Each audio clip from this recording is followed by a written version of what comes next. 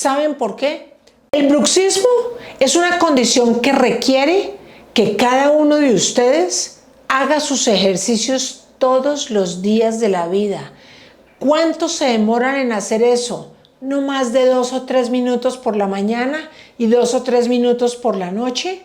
Y la diferencia en calidad de vida, en no romper dientes, en no desgastar la articulación, en no tener dolor en la cara, va a ser gigantesca. Yo siempre trato de recordarles que es mejor ir mejorando 1% diario, que es imperceptible hoy, imperceptible mañana, imperceptible pasado mañana.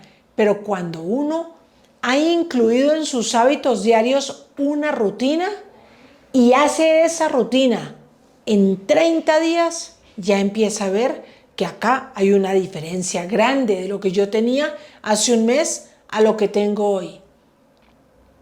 Es mucho más valioso un resultado de 1% diario e invertir 2 o 3 minutos en la mañana, 2 o 3 minutos en la noche, que sentarse hoy y hacer ejercicios para el bruxismo durante 40 minutos